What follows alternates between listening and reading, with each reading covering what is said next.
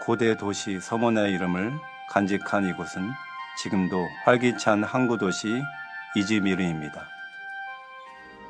이곳에 고난을 견딘 교회가 있었다는 사실이 쉽게 떠오르지 않습니다. 그러나 요한계시록은 이 도시에 있던 교회를 이렇게 기억합니다. 환난과 궁핍 속에 있었던 교회.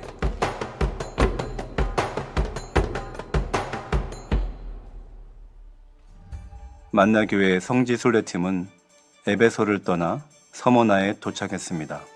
폐허로 남아있는 에베소와 달리 상점이 있고 사람들이 오가고 도시는 여전히 숨쉬고 있었습니다. 이곳에서 초대교회 성도들은 믿음 때문에 모든 것을 이룰 수도 있었습니다. 처음 이곳에서 시작된 로마 황제의 숭배를 거부하고 예수를 주라 고백했다는 이유로 경제활동에서 배제되고 조합에서 쫓겨나고 감옥에 갇혀야 했습니다. 서머나 교회 폴리가 초대 기독교 역사를 공부할 때 저에게 참 인상적이었던 인물이 폴리가교예요. 85세, 86세 로마 군인들이 와서 예수님은 배교하라고 했습니다. 예수님은 80평생 나를 한 번도 배신하지 않아. 내가 어떻게 배신하지 않아. 그리고 폴리가의 순교가 어떤 면에 참 무서운 이야기이기도 한데 순교는 참 힘있는 일인 것 같아요. 폴리갑으로 인해서 정말 서머나에 주일 11시 50분 예배 함께하는 여러분들 한 사람 한 사람을 주님의 이름으로 사랑하고 축복합니다. 오늘 토요 싱어들이 특송을 해주셨어요. 토요 예배를 나오지 않는 분들은 만나기 힘든 토요 예배 싱어팀 한번 일어나 볼까요? 네, 우리 박수로 축복하고 격려하겠습니다. 네, 고맙습니다. 어제가 무슨 날이었죠? 네, 광복절이었어요. 제가 지지난주인가요? 광복절을 맞이해서 태극기 달기 소모임이 만들어졌다고 해서 저도 그 소모임에 들어가서 참여를 하고 광복절에 태극기를 달았는데 저희 아파트 동 전체를 보니까 태극기 단 집이 딱 3집이더라고요. 저도 반성하면서 그런 생각을 했습니다. 하나님께서 우리에게 대한민국, 우리의 조국으로 주신 것 참 큰 축복인데 우리들이 감사함을 모르고 살아가고 있는 것은 아닌가. 그래서 여러분들에게 한번 부탁드리고 싶은 게 우리에게 주신 나라와 민족을 위해서 좀 기도하는 사람들 함께 되었으면 좋겠고, 국경일이 되면 우리 예수 믿는 사람들이 먼저 이렇게 좀 태극기를 거는 일을 좀 하면 어떨까? 어떻게 생각하세요?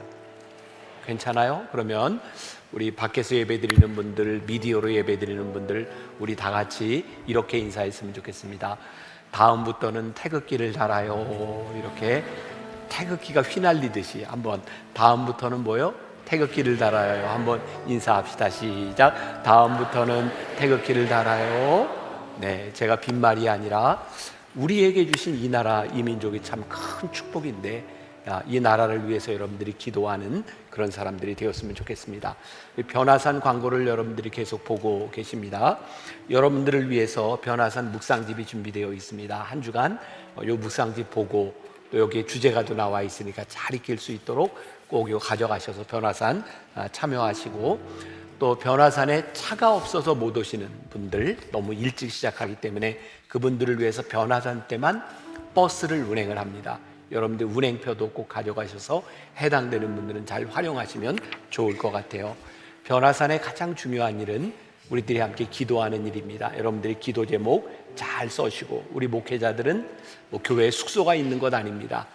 교회에서 먹고 자고 일주일 동안 여기에서 기도하는 일만 합니다. 여러분들이 하셔야 되는 일은 기도 제목을 잘 써주시는 일이에요.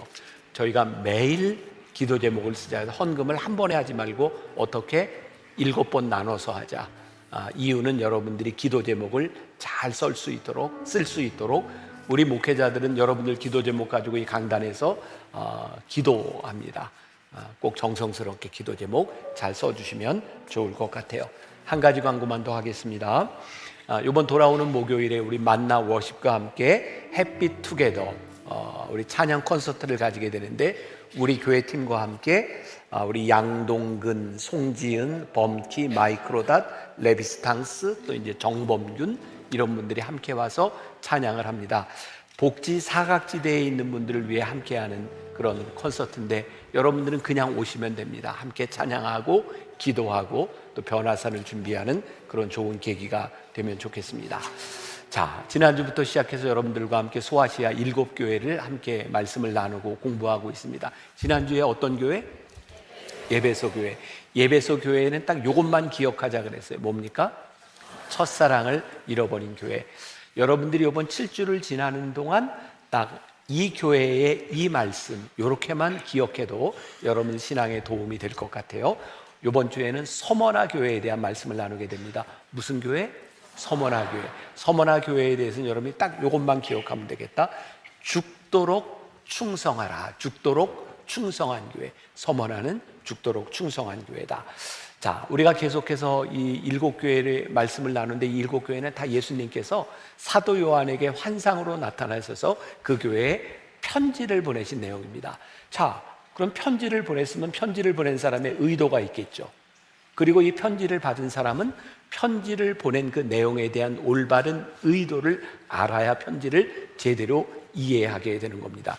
제대로 이해하지 못하면 오해하게 되니까 우리가 어떻게 이 편지를 잘 이해할 것인가, 그렇게 7교회에 대한 말씀을 나누면 됩니다.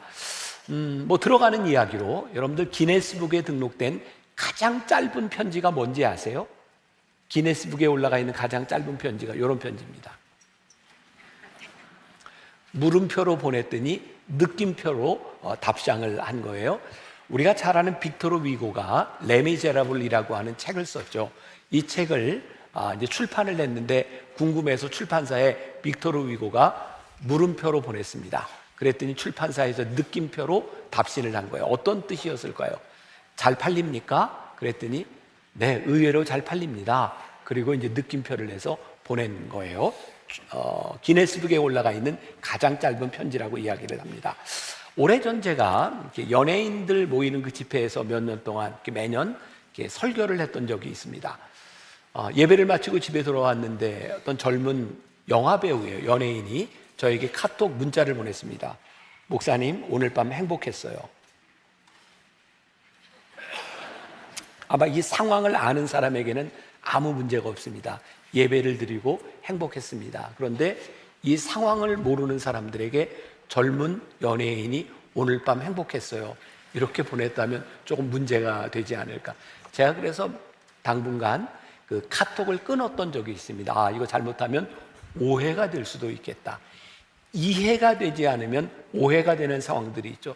또 하나 그런 일이 있었어요. 제가 40대 후반이었던 것 같아요. 우리 교회 젊은 여자 청년 하나가 저에게 상담을 요청했습니다.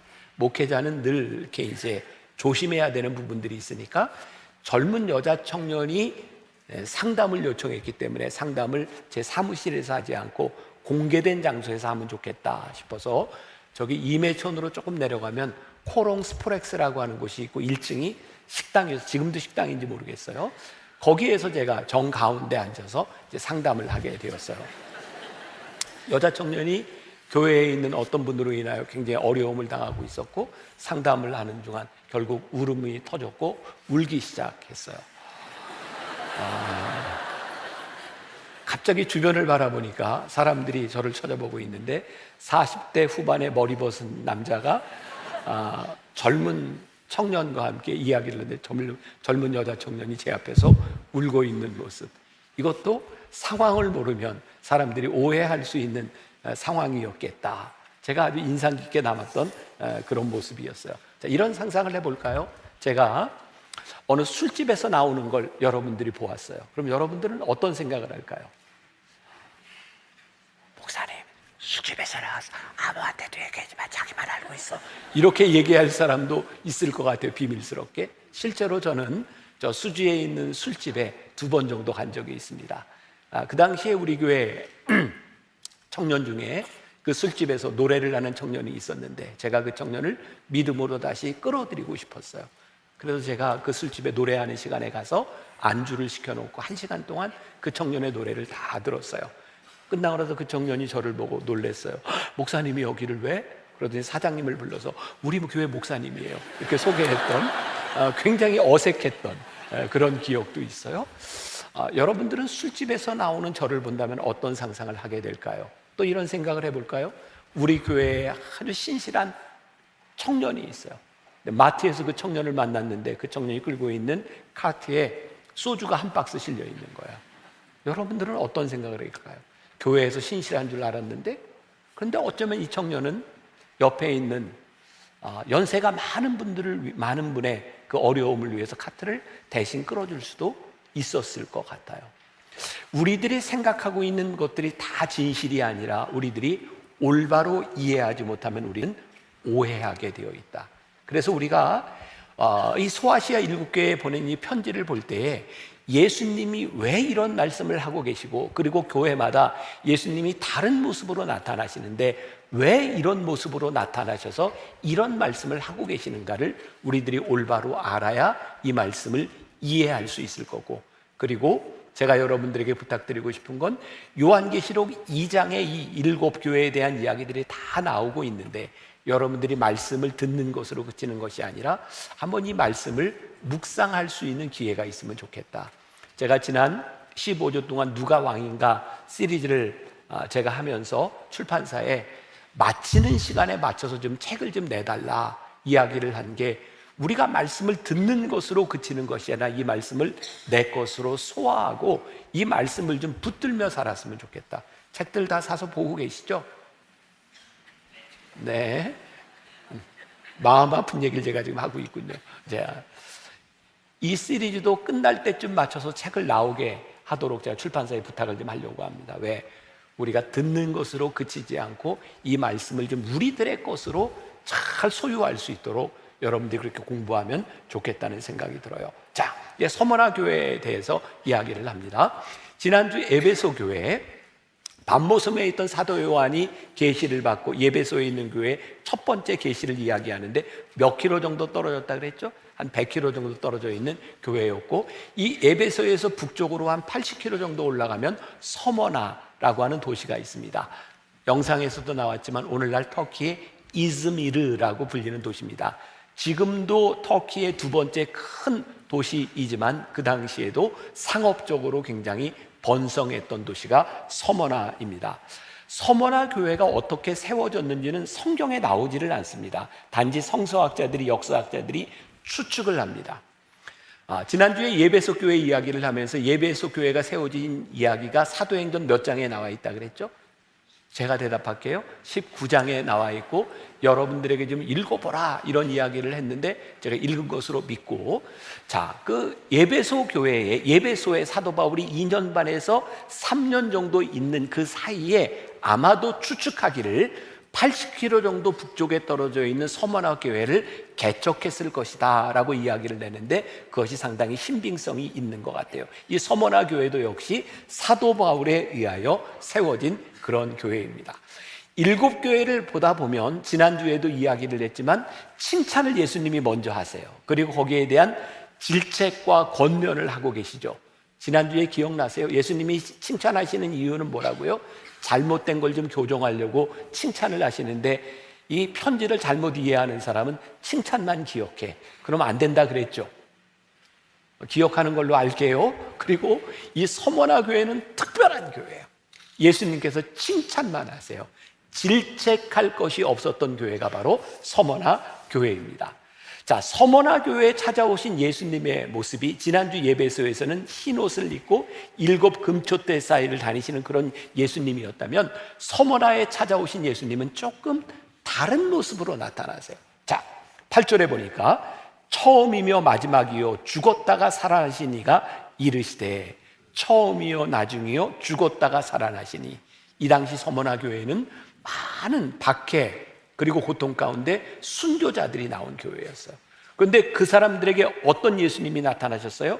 처음이요 마지막일 뿐만 아니라 죽었다 살아나신 예수님께서 순교하고 있는 교회에 나타나셨어요. 아마 그들에게 가장 큰 힘이 되지 않았을까요?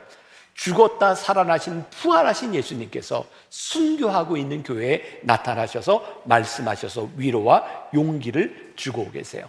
그리고 이 서머나라고 하는 도시는 조금 전에도 언급했죠. 이즈미르라고 하는 도시, 그 당시에도 굉장히 번성했던 도시, 부유했던 도시입니다. 그런데 그 도시의 부를 누리는 사람들은 어떤 사람들이었냐면, 황제 숭배에 대한 믿음을 가지고 황제를 숭배하는 사람들은 그 도시의 부를 소유할 수 있었지만, 황제 숭배를 거부하는 사람들은 그 도시의 부를 소유하지 못하고 가난과 고통 가운데 있는 사람이었어요. 근데 오늘 예수님이 뭐라고 말씀하셨어요? 너희들이 그런 고통을 당하고 있는데 실제로 너희들은 부요한 자다. 부유한 자가 아니라 부요한 자라라고 말씀하고 계세요. 서문화 교회는 책망이 없고 칭찬만 있는 교회인데, 9절에 보니까 내가 복음 때문에 환난 당하고 물질적으로 궁핍함을 견디는 것을 내가 안다. 실상은 너희가 부유한 자다.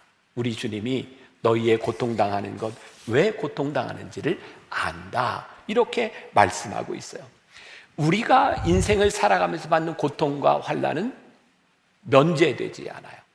오늘 이 시간에도 여러분들의 인생에 고통을 경험하는 사람이 있다면 이 말씀이 여러분들에게 딱 맞는 말씀일 것 같아요. 우리 오늘 예배를 시작하면서 불렀던 찬양이 있죠. 왜 나만 겪는 고난이냐고 불평하지 마세요. 고난의 뒤편에 있는 주님이 주실 축복 미리 보면서 감사하세요.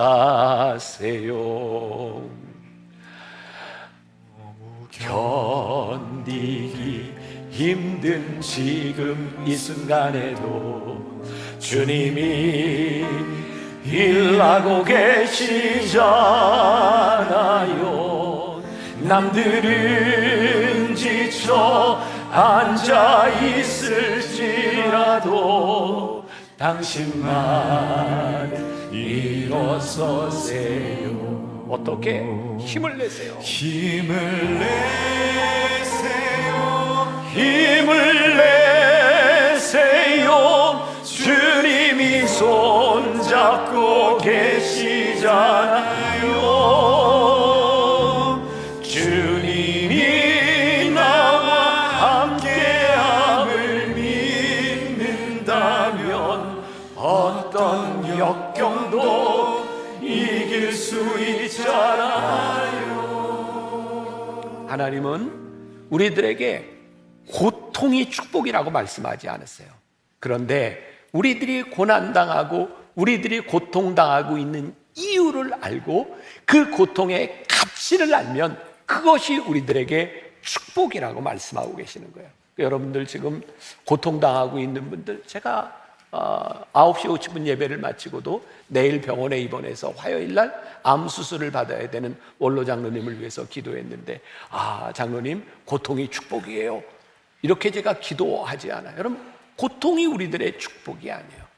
하나님은 고통당하는 우리를 바라보며 얼마나 마음 아파하실까요? 그런데 그 고통의 이유와 가치가 있는 것을 발견하는 순간 그것이 축복이 될 수 있다고 말씀하시는 거예요. 제가 올해 들어서 코로나 이후에 굉장히 이렇게 건강한 시간을 지나다가 한 3개월 가까이 지금 힘든 시간들을 보내요. 뭐 다른 것도 많이 힘들지만 이석이 지금 제가 복합으로 와서 잘 고쳐지지 않는 상태에서 어지럼증으로 계속 이제 어려움을 당하고 있어요. 근데 제가 이 시간을 지나가면서 저에게 힘든 시간이지만 저는 이 시간이 저에게 복된 시간이라는 고백을 하거든요. 첫 번째는 제가 놀다 아픈 게 아닌 게 진짜 복이에요. 제가 놀다가 아팠으면 아프다는 얘기를 어떻게 할까? 근데 올해 들어서 제가 정말 열심히 사역을 했던 것 같아요. 열심히 사역하다 아픈 것도 참 복인데, 또 하나는 3개월 동안 이렇게 아픈 시간을 지나가니까 제가 교인들의 기도와 사랑을 참 많이 받는 것 같아요. 보는 교인들마다 목사님 괜찮으세요? 목사님을 위해 기도해요? 내가 참 사랑을 많이 받고 있구나. 내가 이 어려운 시간을 지나갈 때 이것이 가치 있는 시간이라고 느껴진다면 그것은 나에게 얼마든지 축복이 될 수 있고, 이 시간들이 우리들에게 고통의 흔적으로 남을 수 있다면 우리들의 신앙에 유익이 될 수 있겠다. 오늘 여러분들에게 또 그런 질문을 드리고 싶어요. 여러분들의 삶에는 하나님의 사람으로서 살아가다가 혹은 고통당하는 어려움, 그런데 그 어려움과 고통이 거룩함의 흔적으로 우리들에게 남아있는가? 우리 궁핍이라고 하는 말, 예수 믿는 사람들이 왜 가난했을까? 이유는 간단했어요. 그들이 황제를 숭배한다고 이야기한다면 그들은 궁핍에서 벗어날 수 있었지만, 황제를 숭배하지 않는다고 그들이 믿음을 지키는 것 때문에 그들은 궁핍했어요. 여러분, 가난하게 사는 게 축복이 아니에요. 그런데 가난할 수 있는 이유가 있다면 그 가난도 우리들에게 축복이 될 수 있는 거예요. 가난은 서머나 그리스도인들에게 지닌 흔적이었고, 그것은 그들이 거룩한 믿음을 지킨 흔적이었기 때문에 우리 주님은 그들을 향해 뭐라고 말씀하세요? 너희들이 고난을 당하고 어려움 가운데 가난 가운데 있으나 실상 너희는 부유한 자다 라고 말씀하고 계신 거예요. 예수님께서 이 서머나 교회에 이렇게 권면하세요. 10절 말씀 우리 같이 한 목소리로 보겠습니다. 10절 다 같이. 너는 장차 받을 고난을 두려워하지 말라. 볼지어다 마귀가 장차 저희 가운데에서 몇 사람을 오게 된저 시험을 받게 하리니 너희가 10일 동안 환난을 받으리라. 내가 죽도록 충성하라. 그리하면 내가 생명의 관을 내게 주리라. 자, 여기 고난을 두려워하지 말아라 그러면서 마귀가 장차 저희 가운데서 몇 사람을 오게 던져. 제가 말씀을 묵상하다가 그런 생각이 들더라고요. 그 당시 서문학교에도 모든 사람들이 동일한 환경 가운데 있지만 똑같이 모든 사람이 오게 던지는 것이 아니라 몇 사람만 고난을 당했다 이렇게 말씀합니다. 저는 굉장히 중요한 진리를 하나 깨닫게 됩니다. 여러분, 누가 고난을 당하는가? 그것은 우리에게 달린 문제가 아니에요. 때때로 사단의 시험이 우리들에게 다가오든 하나님께서 우리를 고난으로 몰아넣으시든 그것은 우리가 할 수 있는 일이 아니라 하나님의 주권 가운데 있는 일이에요. 똑같은 환경 가운데 여기에 어떤 사람은 고난을 당하는 사람이 있고 어떤 사람은 그 시간을 잘 지나가는 사람이 있어요. 문제는 왜 나만 겪는 고난이냐고 불평하는 것이 아니라 나에게 고난의 시간이 왔을 때에 어떻게 우리들이 이 믿음으로 이 시간들을 지켜내느냐에 대한 문제이죠. 그리고 더 중요한 게 그 다음 구절에 있더라고요. 너희가 10일 동안 환난을 받으리라. 끊임없이 우리들에게 고난이 오는 것이 아니라 그 고난에 정해진 시간이 있는 거예요. 그래서 우리들에게 오는 이 고난을 우리들이 어떻게 이 정해진 시간 가운데 잘 지나가느냐. 그리고 이 고난이 오늘 말씀해 보니까 누구를 통해 오냐면 유대인들을 통하여, 마귀의 모습을 하고 있는 유대인들을 통하여 이 고난이 온다고 말을 하고 있거든요. 여러분, 사실 우리 신앙생활에서 제일 힘든 게 그러잖아요. 마귀를 좀 구별할 수 있으면 좋겠어. 그래서 마귀가 우리들에게 올 때 나 마귀 이렇게 쓰고 오면 신앙생활 하기가 좀 쉽잖아요. 그 유혹을 뿌리치면 되는데, 근데 마귀가 마귀의 모습으로 오지 않아요. 저희 옛날 학교 다닐 때, 초등학교 때 북한 괴뢰라는 말을 참 많이 썼어요. 왜 북한 괴뢰는 다 이렇게 뿔이 달리고 막 여우, 늑대의 모습을 하고 올까? 근데 우리들이 실제로 북한 사람을 만나보면 우리와 똑같아요. 마귀는 마귀의 모습으로 오는 것이 아니라 사실은 우리 공동체 안에서 우리를 힘들게 하는 사람들이 얼마든지 올 수 있는 거예요. 여기 지금 서머나교회 교인들이 당한 상황이 뭐냐면, 그 당시 로마가 이 제국을 형성하고 있을 때 로마는 어떤 정책을 썼냐면 팍스 로마나, 평화를 추구했어요.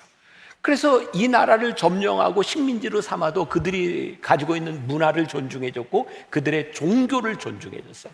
그래서 황제를 숭배한다라는 것만 인정하면 그들이 하고 싶은 대로 제사를 지내고 그들이 하고 싶은 그들의 종교를 다 가질 수 있었어요. 당시에 유대인들은 디아스포라라고 하죠. 다 흩어져서 여기저기 살고 있었고, 그 당시에 예수를 믿었던 많은 사람들 가운데 하나가 디아스포라 예수인들이 부활하신 예수님을 믿고 있었거든요.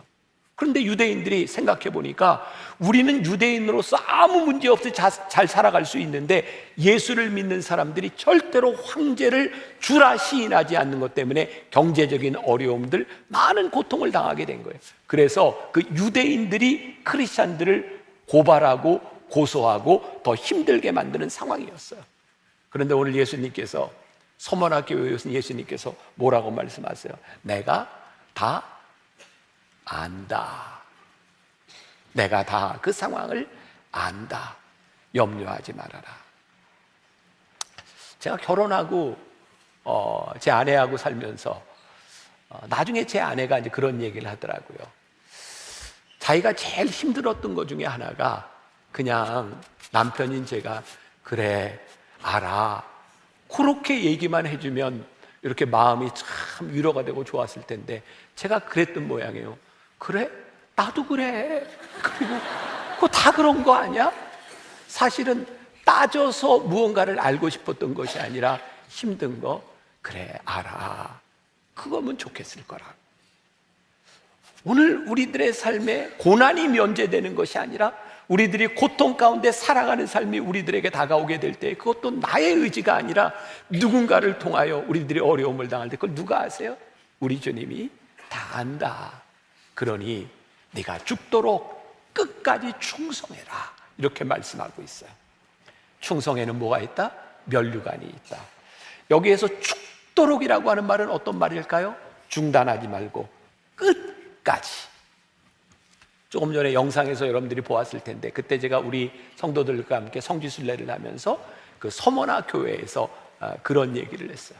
제가 말씀 묵상을 하면서 저에게 있는 느낌, 예수님이 어떤 느낌으로 이 말씀을 하고 계실까? 저에게는 여기 이제 우리 권사님, 우리 권사님이 이제 평생을 얼마나 열심히 신앙생활 했을까? 근데 예수님이 채찍을 들고 더해, 막 채찍을 들면 죽도록 충성해, 죽도록, 이런 느낌이 아니라 이렇게 평생을 살아온 이 권사님을 바라보며 그래 많이 수고했어.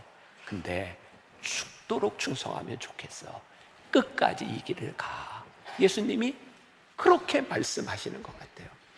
우리들이 힘들고 어려운 때를 지나갈 때 채찍을 들고 우리를 질책하시는 예수님이 아니라 다 아시는 주님께서 그래 너희들이 죽도록 충성하며 이 길을 가면 좋겠다 라고 말씀하시는 것과 같은 모습. 디모데후서 4장 7절에 보면 사도 바울이 로마의 감옥에서 그가 죽기 전 그의 영의 아들 디모데에게 편지를 보냈던 구절이 있어요. 나는 선한 싸움을 싸우고 나의 달려갈 길을 마치고 믿음을 지켰으니 이제후로는 나를 위하여 의의 면류관이 예비되었다. 사도 바울은요 이 편지를 쓰고 얼마 지나지 않아서 로마에서 목이 잘려 죽어요. 여러분들 유럽을 여행할 기회가 있으면 로마에 가서 이 사도 바울 기념교회를 가보세요. 그게 트레스 폰테스라고 하는 기념, 사도 바울이 목이 잘렸을 때 세 바퀴를 굴르고 거기에서 물이 솟아났다고 하는 것을 기념해서 트레스 폰테스라고 하는 그 분수가 세워져 있어요. 사도 바울이 목이 잘려 죽어가는 그 순간까지 사도 바울이 두려워했던 건 뭐냐면 내가 끝까지 이 믿음을 지키지 못하면 어떡하나. 근데 사도 바울이 말년에 그 죽음 직전에 디모데에게 썼던 편지 가운데 뭐예요? 내가 끝까지 믿음을 지켰으니. 그게 사도 바울에게 큰 위로와 기쁨이 되었던 거예요. 저도 이제 60을 넘어서 또 이제 나이가 들어가면서 저에게 가장 큰 두려움 가운데 하나가 뭐냐면 하나님, 제가 끝까지 이 믿음을 지키고 끝까지 저에게 주어진 달려갈 길을 잘 가게 해주세요. 죽도록 충성하라고 하는 말은 여러분들이 살았던 그 삶을 끝까지 이어가라는 말씀이에요. 죽도록 충성하라고 하는 것은 한 달, 두 달, 1년, 2년의 승부가 나는 것이 아니에요. 한참 잘 나가는 사람, 우리들이 도우며 우리들이 함께 갈 수 있지만 어려움을 처할 때에도 그 길을 같이 갈 수 있는 것은 결코 쉬운 일이 아닌 것 같아요. 제일 두려운 말 가운데 하나가 그러잖아. 옛날에 그 목사님 그랬어. 만일 여러분들의 기억 가운데 제가 옛날에 김병삼 목사 그랬어, 그렇게 기억된다면 제가 얼마나 불쌍한 사람일까. 여러분들이 인생을 살아가는데 여러분들의 믿음의 동역자들이 옛날에 그 집사, 권사, 장로 옛날에 그랬어 라고 기억된다면 그게 얼마나 불행한 일일까. 여러분들은 어떻게 생각할지 모르지만 돌아가신 저희 아버지를 기억하시는 분이 있을까요? 저희 아버지가 일찍 돌아가셨어요. 70. 저는 그보다는 조금 더 살 것 같기는 해요. 저희 아버지가 60 넘었을 때부터 많이 아프셨으니까. 근데 뇌경색으로 쓰러지셨고 회복은 됐지만 저희 아버지가 약간의 치매가 오셨어요. 교인들은 다 모를 때였어요.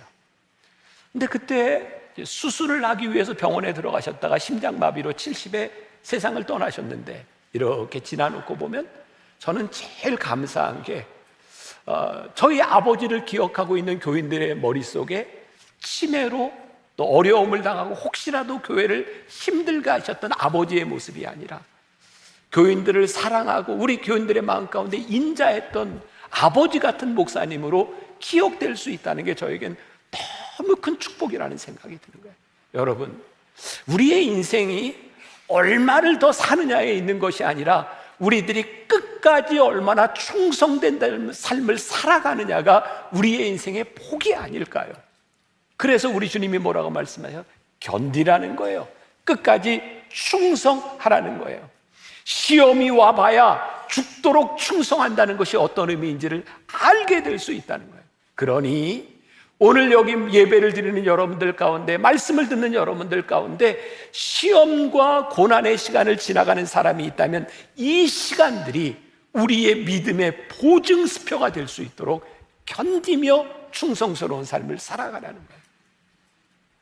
자, 지난주에도 잠깐 이야기했어요.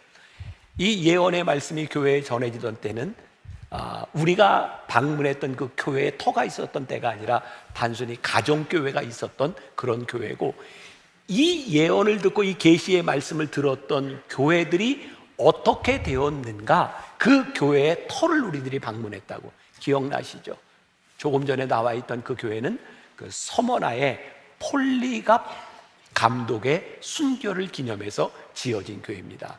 여러분들 보세요. 폴리갑은 AD 156년경에 순교를 당했으니까 이 말씀이 전파되던 때는 아마 7, 80년 전이었습니다. 그때 핍박 가운데 고난을 당하던 사람들에게 끝까지 충성하라 그랬는데 이 칭찬받는 서머나 교회 교인들이 그렇게 믿음을 지켰던 것 같아요. 이 폴리갑이라고 하는 걸출한 감독이 나왔거든요. 86살의 나이에 이 폴리갑은 순교를 당하게 되는데, 자, 지난주에 제가 로마의 10대 박해 시대 이런 거 얘기했는데 기억을 하실까? 네, 64년 네로 황제부터 313년 니케아 종교회의가 있기까지 그 기간 동안 로마에 10대 박해가 있었다. 기억난다고 해주세요. 자, 그런데요, 중요한 거는요, 로마의 10대 10명의 황제들이 박해를 하는데 고민이 생긴 거예요. 대개 그 당시에 박해를 하며 순교할 때는 어떻게 죽었는가 영화를 통해 보셨을 거예요. 사자를 풀어놓고 잡혀 먹게 하든지, 혹은 이렇게 기둥에다가 이렇게 묶어놓고 물소 뿔로 받쳐서 죽게 하든지, 혹은 화형을 시키든지. 로마의 황제들은 기독교를 없애기 위해서 사람들을 잔인하게 죽였어요. 그런데 불가사의한 일이 일어나죠. 기독교인들은 1명을 죽이면 2명의 크리스찬이 생기고, 10명을 죽이면 100명의 크리스찬들이 생기고, 사람을 죽이면 죽일수록 기하급수적으로 늘어나는 크리스찬들. 그래서 로마 황제들이 정책을 바꿉니다. 안 되겠다, 죽여서는 안 되겠다. 그래서 배교 정책을 씁니다. 죽이는 것이 아니라 사람들을 붙들어다가 로마 황제를 숭배한다고 말만 하면 너희들이 목숨을 살려주겠다. 바로 그 시기에 폴리갑이 86세의 나이에 순교를 하게 되는데, 당시 폴리갑은 그 서머나뿐만 아니라 많은 사람들에게 존경받는 사람이었고, 로마 황제와 군인들이 서머나의 폴리갑 감독을 죽이려고 하지 않았어요. 그래서 배교를 회유하죠.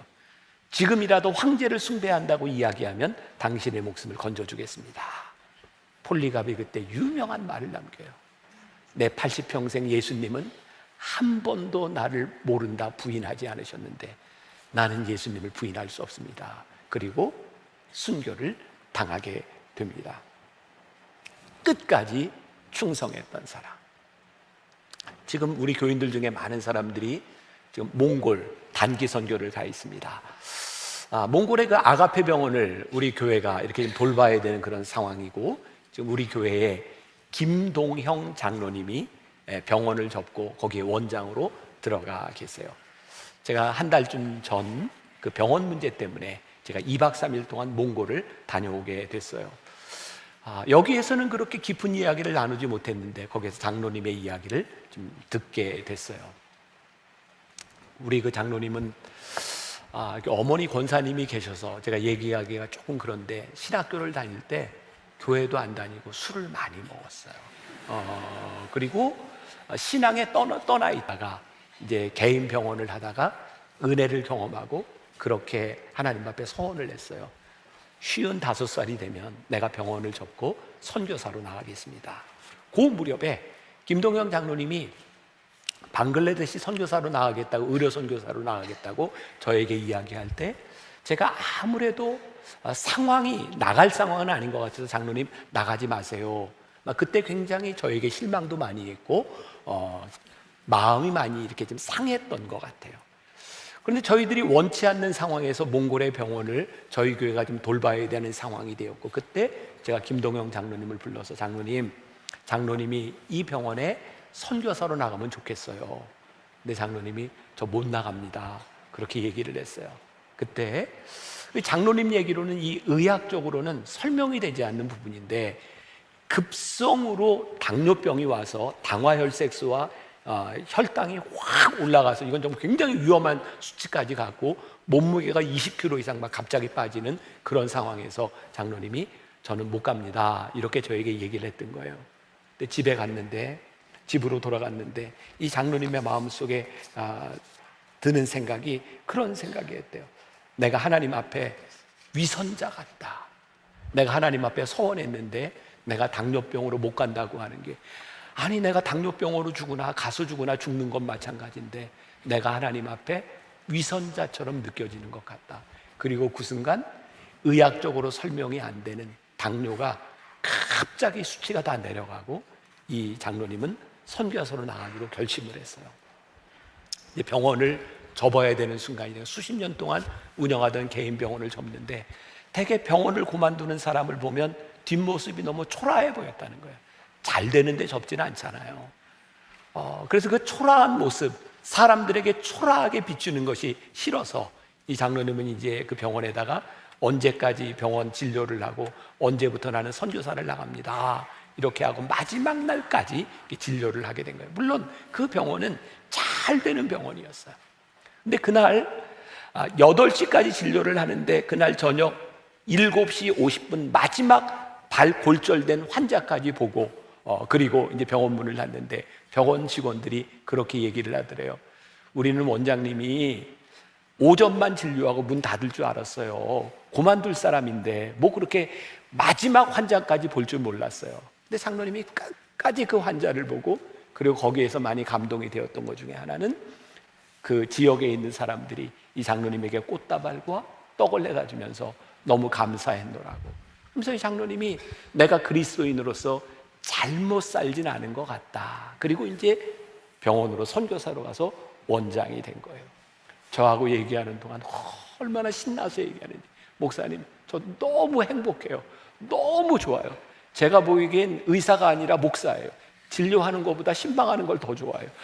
저 병원이 될까? 뭐 그런 생각이 들 정도로. 그런데 너무 좋아하는 거예요. 제 마음속에 들었던 생각이 끝까지 우리들에게 주셨던 사명의 그 짐을, 사명의 잔을 끝까지 지고 가는 건 우리들에게 기쁨이구나. 죽도록 충성하라. 그리하면 생명의 면류관을 너희에게 주리라 라고 하는 말씀이 이런 말씀이 아닐까. 여러분, 우리들의 삶에는 늘 고난이 찾아와요. 어려움이 찾아와요. 저는 이런 말 쉽게 하지 말라 그래요. 고난을 당하는데 하나님이 고난을 주셨군요, 축복인 줄 아세요, 감사하세요, 이런 말 하지 마세요. 고난이 어떻게 축복이에요? 힘든 거지. 그런데 고난이 축복이 될 수 있는 거예요. 고난의 시간들을 지나놓고 그것이 우리들에게 사명으로 느껴질 때, 그때 고난은 우리들에게 축복이 되는 거예요. 제가 이제 60이 넘으니까 참 좋은 게 있어요. 제가 요즘 제일 즐기는 게 테니스거든요. 우리 교회 테니스 클럽 멤버들 중에 제가 나이가 제일 많아요. 62, 제가 제일 고령자예요. 테니스를 치면 저 파트너하고 뭐 이렇게 게임을 하다 보면 저보다 좀 나이가 어린 사람이잖아요. 그럼 저는 저보다 좀 열심히 뛰어야 되는데 좀 막 천천히 뛰어가지고 공을 놓치거나 실수를 하거나, 그럼 제가 막 뭐라 그래요? 내가 그 나이 땐 날렀다. 응? 내가 그 나이 땐 뛰면은 발이 안 보였어. 막 이런 얘기를 해요. 그 사람은 할 말이 없어요. 왜? 내 나이 안 돼봤잖아요. 나는 그 나이 돼봤고. 야, 나이 드는 거 이거 참 좋다. 여러분 보세요. 우리들이 경험했다고 하는 건 우리들에게 축복이 될 수 있어요. 우리들의 고난의 경험들이요, 우리들에게 사명이 되면 그 사명의 이야기를 할 수 있는 거예요. 어떤 분이요, 어떤 목사님이 교회에 젊은 분이 남편을 여의고 슬픔 가운데 있는데 그 교인이 와서 상담을 요청하는데 할 말이 없더라는 거예요.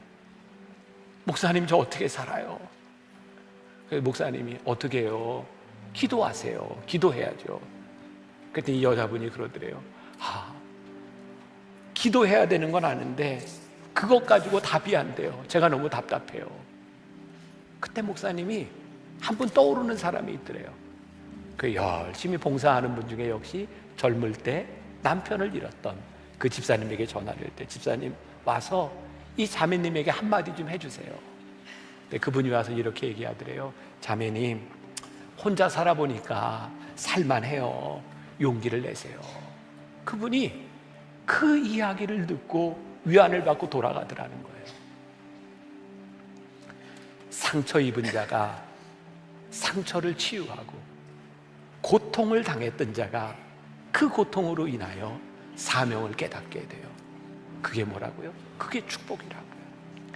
우리들이 지금 아픔을 당하는 고통이 축복이 아니라 그 고통이 우리들에게 사명이 되는 것이 우리들에게 축복이라고요.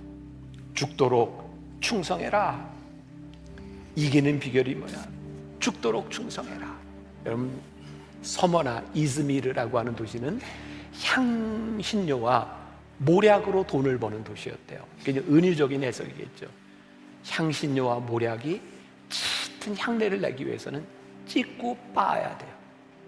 고통을 좀 당해봐야, 짓눌려봐야 향기가 나요. 여러분, 순교자 주기철 목사님 아시죠? 그분이 옥중서신에서 순교당하기 전에 첫머리에서 이런 기도를 남겨요.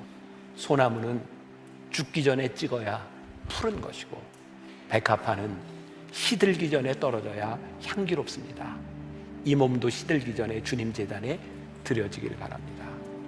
가끔 목사님들 중에 그런 분들이 있어요. 나 은퇴하면 선교사로 나갈 거야. 제가 그분들한테 그런 말 하지 마세요. 목사님 은퇴하고 선교지 가면 사람들 별로 안 좋아해요. 늙고 그 병든 사람 뒤치다거리 하려면 그 얼마나 힘들어요. 선교사로 나갈 생각이 있으면 내 거 다 하고 끝난 다음에 나가는 게 아니라 여러분들 인생의 전성기 때, 푸르를 때 나가세요. 여러분 오해하지 마세요. 우리가 나이가 들어서 무엇을 할 수 없다고 하는 것이 아니라 우리들이 향내를 다 잃어버리고 어쩔 수 없는 상황 가운데서 하나님이 나를 이렇게 몰아내시나 봐, 그것이 사명이 아니라 여러분들의 삶에 짙은 향내가 나는 그 순간에 내가 하나님 앞에 드려지는 그 시간들이, 그 순간들이 향내가 나는 그 시간들이 드릴 수 있을 때 그게 사명이고 그게 충성인 거예요. 사랑하는 여러분, 우리들의 삶에 고통이 여러분들의 삶에 고난으로 끝나거나 저주가 아니라 그것이 우리들에게 축복이 되고 끝까지 충성하며 끝까지 이 길을 가며 향내나는 우리 성도들이 될 수 있도록 오늘 서만학교회에 하신 그 말씀이 여러분들에게 하시는 말씀으로 들려질 수 있기를 주님의 이름으로 간절히 축원합니다. 우리 찬송할까요? 찬송하면서 우리들 결단하면 좋겠어요. 환난과 핍박 중에도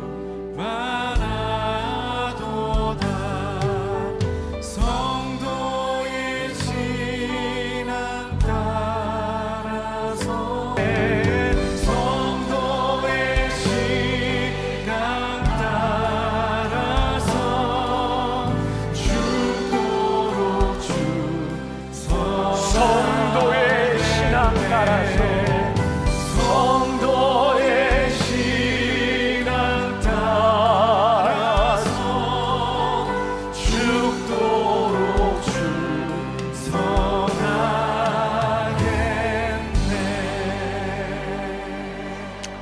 지금은 우리 주 예수 그리스도의 은혜와 하나님 아버지의 무한하신 사랑과 성령의 인도하심이 끝까지 죽도록 충성하겠습니다. 생명의 면류관을 향해 달려가겠습니다. 다짐하며 이 세상으로 나가는 당신의 사랑하는 모든 백성들 위해 지금부터 영원까지 함께 하시기를 간절히 축원하옵나이다. 아멘.